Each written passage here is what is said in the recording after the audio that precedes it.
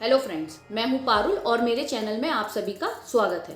दोस्तों, अगर आप लोग 11th क्लास में हैं और आपने डिसाइड कर लिया है कि 12th के बाद आपको डॉक्टर बनना है, आप बहुत ज़्यादा मेहनत करने के लिए भी तैयार हैं ताकि आप एक अच्छा डॉक्टर बन सकें, तो आपके लिए आज की वीडियो बहुत ही यूज़फुल रहेगी। आज की इस वीडियो में हम नीट एग्ज़ाम के बारे में डिटेल में डिस्कस करने वाले हैं। अगर आप डॉक्टर बनना चाहते हैं तो नीट का एग्ज़ाम आपको देना कंपलसरी है। तो आज की इस वीडियो में हम डिस्कस करेंगे नीट का एग्ज़ाम क्या है, एज लिमिट क्या होती है, एलिजिबिलिटी क्राइटेरिया क्या है, एग्ज़ाम का पैटर्न किस तरह का आता है और नेगेटिव मार्किंग होती है या नहीं होती है, इंडिया में कौन कौन से मेडिकल कोर्सेज में आप इस एग्ज़ाम के थ्रू एडमिशन ले सकते हैं और लास्ट ईयर का कट ऑफ किस तरीके का गया था, इन सभी चीज़ों के बारे में हम डिटेल में डिस्कस करेंगे। तो आइए बिना किसी देरी के इस वीडियो को स्टार्ट करते हैं। तो दोस्तों, नीट का फुल फॉर्म होता है national eligibility cum entrance test और ये एग्जाम आपका अंडर ग्रेजुएट मेडिकल कोर्सेज में एडमिशन के लिए होता है। इस एग्जाम के थ्रू आप MBBS, BDS, आयुष के डिफरेंट कोर्स और वेटरनरी कोर्सेज में एडमिशन ले सकते हैं। इस एग्जाम के थ्रू आप इंडिया के सभी मेडिकल इंस्टीट्यूट्स इंक्लूडिंग एम्स और जिपमर में भी एडमिशन ले सकते हैं। आइए अब नीट एग्जाम की बेसिक डिटेल्स के बारे में डिस्कस कर लेते हैं। तो नीट का एग्जाम आपका NTA national testing agency conduct कराती है और ये एक pen and paper based exam होता है, तो ऑफलाइन मोड होता है। इस एग्जाम का ड्यूरेशन 3 आवर्स रहता है और इस एग्जाम को आप 13 डिफरेंट लैंग्वेजेस में दे सकते हैं। तो अगर आप इंग्लिश लैंग्वेज चूज करते हैं तो आपको पेपर इंग्लिश लैंग्वेज में मिलेगा, पर अगर आप कोई भी और रीजनल लैंग्वेज चूज करते हैं तो आपको वो पेपर इंग्लिश और उस रीजनल लैंग्वेज में मिलता है। आइए अब देखते हैं इस एग्जाम के थ्रू कौन कौन से डिफरेंट मेडिकल कोर्सेज में आप एडमिशन ले सकते हैं और उन कोर्सेज की कितनी सीट्स अवेलेबल हैं।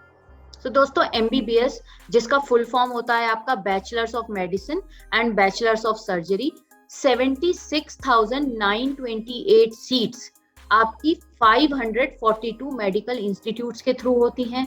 इसके अलावा 727 सीट्स 15 डिफरेंट एम्स के थ्रू होती हैं और 200 सीट्स आपके 2 जिपमर इंस्टीट्यूट के थ्रू होती हैं।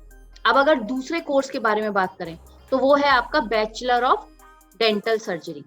इस कोर्स की 26,949 सीट्स अवेलेबल हैं, जो कि 313 डिफरेंट डेंटल कॉलेजेस के थ्रू अवेलेबल होती है। थर्ड कैटेगरी कोर्सेज की आपकी होती है आयुष, जिसमें आपका होता है bachelor of Ayurveda medicine and sciences, bachelor of homeopathy medicine and sciences, bachelor of naturopathy and yoga sciences, bachelor of Unani medicine and sciences and bachelor of Siddha medicine and sciences. इन सभी कोर्सेज की 52,720 सीट्स अवेलेबल हैं, जो कि 914 different colleges के through होती हैं। Fourth type of courses जो आपके इस एग्जाम के थ्रू अवेलेबल होते हैं वो होता है आपका bachelor of veterinary sciences and animal husbandry. तो इस कोर्स की 525 सीट्स अवेलेबल हैं, जो 47 डिफरेंट कॉलेजेस के थ्रू अवेलेबल होती हैं। तो दोस्तों, आइए अब एग्जाम पैटर्न और कट ऑफ के बारे में बात कर लेते हैं। हर सब्जेक्ट के लिए आपको इस एग्जाम में 2 डिफरेंट सेक्शन मिलेंगे, जो कि 2021 से एप्लीकेबल हुआ है। इस एग्जाम में कौन कौन से सब्जेक्ट आते हैं? Physics, chemistry, botany and geology. Her subject के फर्स्ट सेक्शन में 35 क्वेश्चंस होंगे, जो आपको सभी के सभी अटेम्प्ट करने हैं। हर सब्जेक्ट के सेक्शन बी में आपको 15 क्वेश्चन मिलेंगे, जिसमें से आपको केवल 10 क्वेश्चंस अटेम्प्ट करने होते हैं। तो दोस्तों, टोटल आपको इस एग्जाम में 180 क्वेश्चंस अटेम्प्ट करने होते हैं और हर सही क्वेश्चन के लिए आपको 4 मार्क्स मिलेंगे और हर गलत क्वेश्चन पे नेगेटिव मार्किंग होती है, जिसके आपको -1 मार्क्स मिलते हैं। तो इस एग्जाम का टोटल मार्क्स 720 होता है और एग्जाम का पैटर्न MCQ होता है। अगर आप किसी क्वेश्चन को अनअटेम्प्ट छोड़ते हैं तो उस पर कोई भी मार्किंग नहीं होती है। आइए अब कट ऑफ के बारे में बात करते हैं। तो लास्ट ईयर विच वाज 2020, उसमें जनरल कैटेगरी के लिए 50 परसेंटाइल गया था और अगर आप SC ST कैटेगरी के लिए जानना चाहते हैं तो ये परसेंटाइल अराउंड 40 to 45% था।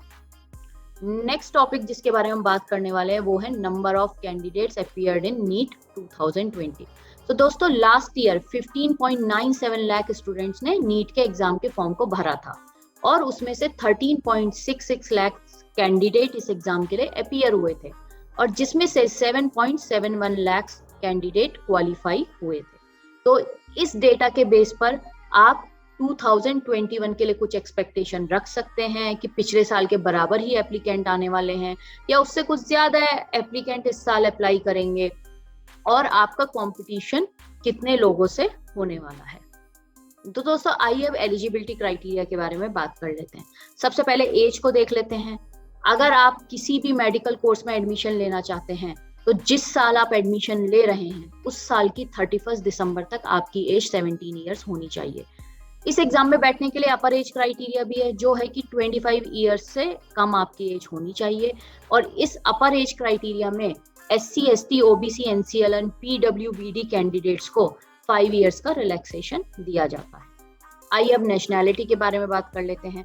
अगर आप इंडियन सिटीजन हैं या ओवरसीज सिटीजन ऑफ इंडिया हैं या NRI हैं या फॉरेन नेशनल्स हैं तो भी आप नीट का एग्जाम दे सकते हैं, पर आपको गवर्नमेंट के द्वारा सेट करे गए रूल्स या उस स्टेट गवर्नमेंट के द्वारा सेट करे गए रूल्स को चेक करना होगा जिस स्टेट के कॉलेज में आप एडमिशन लेने वाले हैं।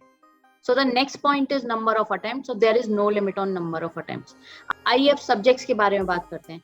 तो आपके पास 12th क्लास में फिजिक्स, केमिस्ट्री, बायोलॉजी या बायोटेक्नोलॉजी और इंग्लिश सब्जेक्ट होने चाहिए। और आपको कितने मार्क्स चाहिए इस एग्जाम में बैठने के लिए? इन सभी सब्जेक्ट में आप इंडिविजुअली पास हुए होने चाहिए और आपको 50% एग्रीगेट चाहिए फिजिक्स, केमिस्ट्री, बायोलॉजी और बायोटेक्नोलॉजी में। और अगर आप SC, ST, OBC, NCL या PWBD कैंडिडेट हैं तो यह परसेंटेज आपके लिए 40% हो जाती है। Last but not the least, तो आइए अब नीट एग्जाम के सिलेबस के बारे में बात करते हैं। तो दोस्तों 11th एंड 12th क्लास के PCB सब्जेक्ट के सभी टॉपिक्स को आप कवर कर सकते हैं except physical world, communication system and अगर आप स्टेट बोर्ड से बिलोंग करते हैं तो फ्रॉग और अर्थवॉर्म को स्किप कर सकते हैं। आज की वीडियो में बस इतना ही। अगर आप चाहते हैं कि इनमें से किसी टॉपिक को मैं डिटेल में कवर करूं तो आप कमेंट बॉक्स में लिखकर मुझे बता सकते हैं। तो फ्रेंड्स, अगर आपको आज का ये वीडियो पसंद आया तो इस वीडियो को लाइक कीजिए, इसको अपने फ्रेंड्स के साथ शेयर कीजिए ताकि नॉलेज ज़्यादा से ज़्यादा स्टूडेंट्स के पास पहुंच सके। अगर आप चाहते हैं मैं फ्यूचर में किसी और पर्टिकुलर टॉपिक के ऊपर वीडियो बनाऊं तो आप कमेंट बॉक्स में लिखकर मुझे बता सकते हैं। फ्रेंड्स, अगर आपको मेरी वीडियोस पसंद आती हैं तो प्लीज़ मेरे चैनल को सब्सक्राइब कीजिए ताकि मुझे मोटिवेशन मिले और मैं अच्छी वीडियोस फ्यूचर में भी इसी तरह बनाती रहूं। Thank you.